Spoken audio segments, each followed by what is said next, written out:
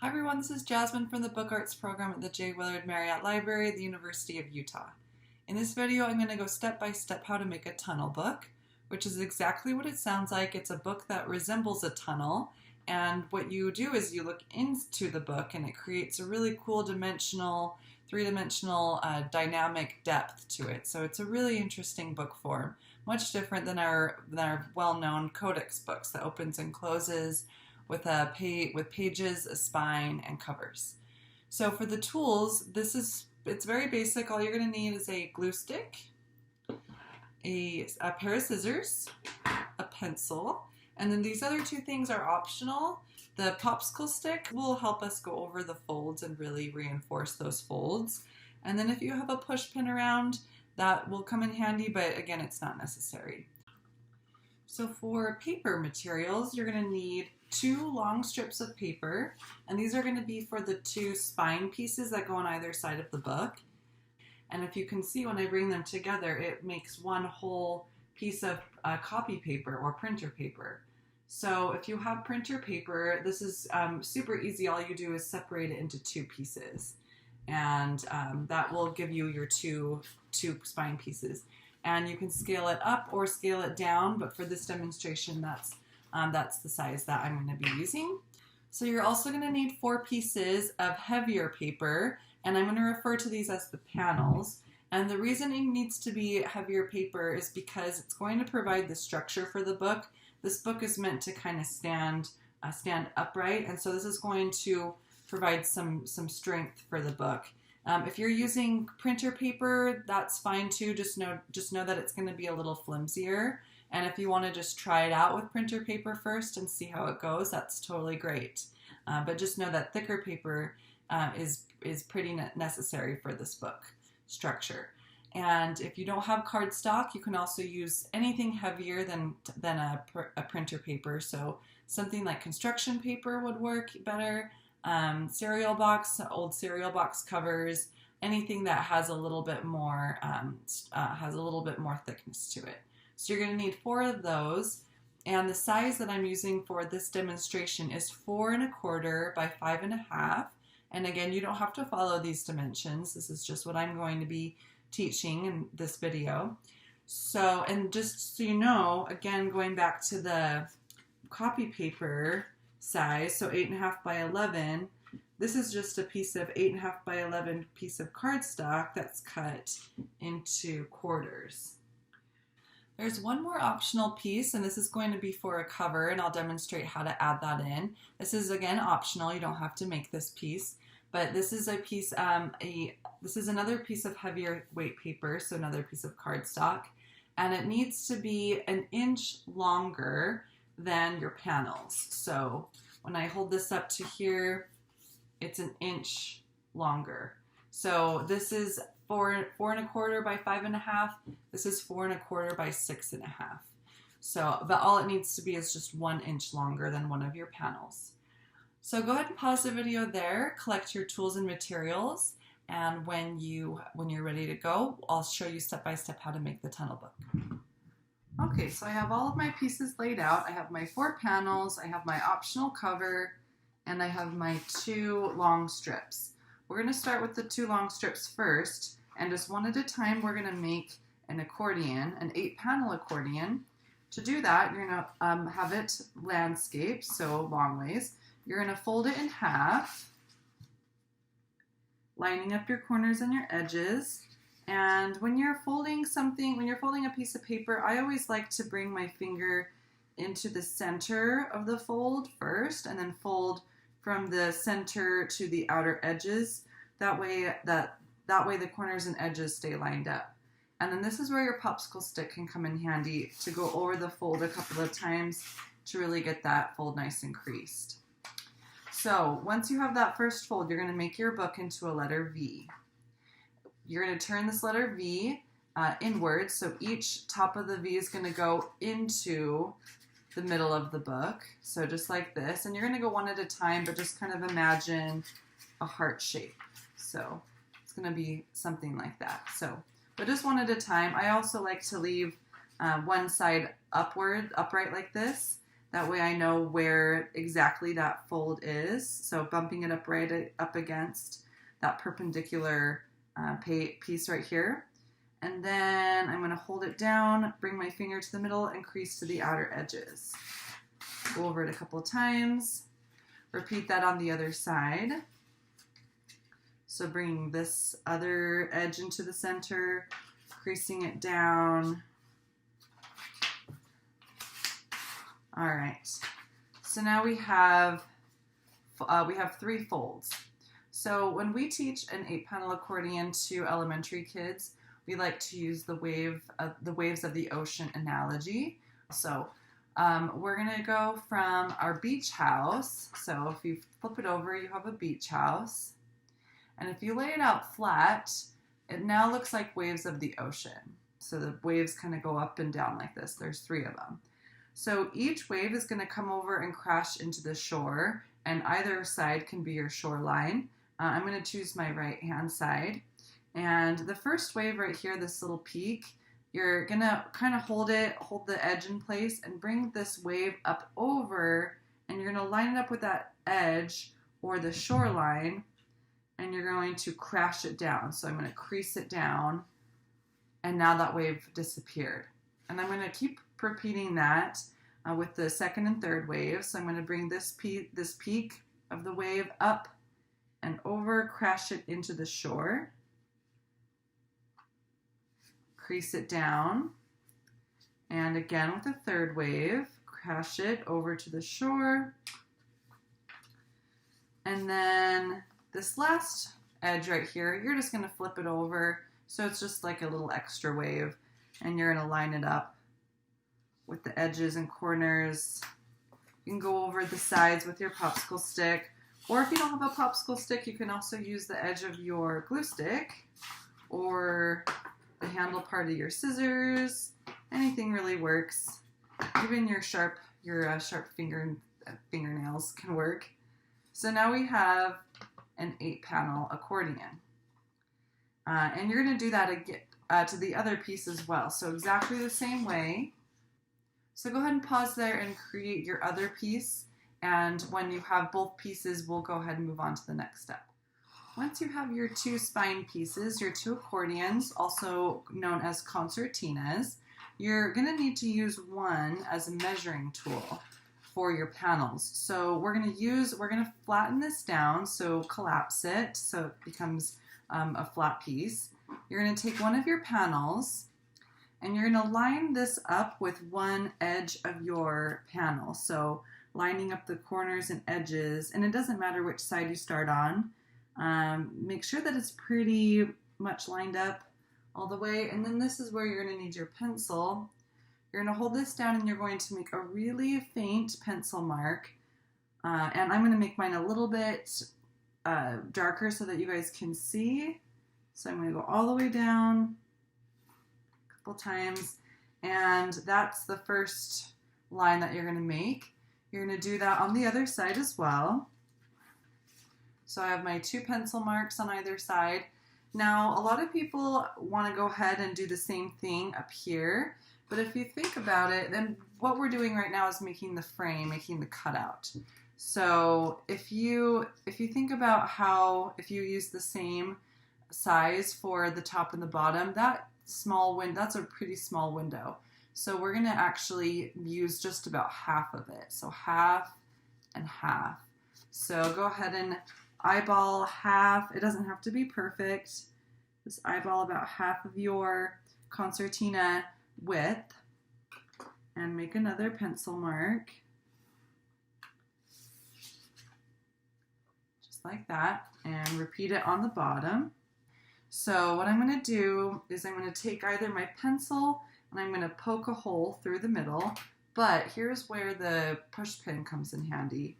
If you push into the center of your frame and kind of drag it a little bit, and again, this is going to be different for whatever material you're using. And then I have a nice piece right there that I can actually just use my scissors and go from there with my scissors. And if you have a cutting mat and X-Acto knife, you can also use that with a ruler. But for this example, I'm just going to use my handy dandy scissors. So I'm cutting along those lines, and I'm going a little bit fast. Obviously, you guys can go slower, take your time. And the other thing about this frame is it doesn't have to be a rectangular frame, doesn't have to be a perfectly measured frame. It can be, you know, you can make it kind of squiggly. You can get really creative with your frame shapes. You can make an oval even, or a circle. But for this example, I'm going to keep it pretty simple and use a regular frame. Okay, so the center is cut out, and if you just flip it over, you won't be able to see any pencil marks, so it's not necessary to erase that. We can hide that later. Once you have a frame cut out, you're going to repeat that on just one more frame, so you're going to have 2 frames total. And you can repeat the measuring with the concertina step, or you can just use this as a template. So you can place this right on top of your other panel and make sure it's lined up, make a pencil mark, and then repeat the same step cutting this frame out. So you're going to do that for just 2 of the 4. The other 2 you're going to want to leave just as they are. So go ahead and repeat that step for one more panel, and then we will construct the book. So we're going to start putting this book together by starting with one of the blank panels and one of your concertinas. We're going to glue this on to our back panel. We're going to attach it with a glue stick, and I'm going to put my glue on this very back panel here. So I'm going to put glue on the back panel. A lot of folks accidentally want to glue their concertina on like this, but it's actually really important to make sure that it's glued on almost as if this book has a wingspan.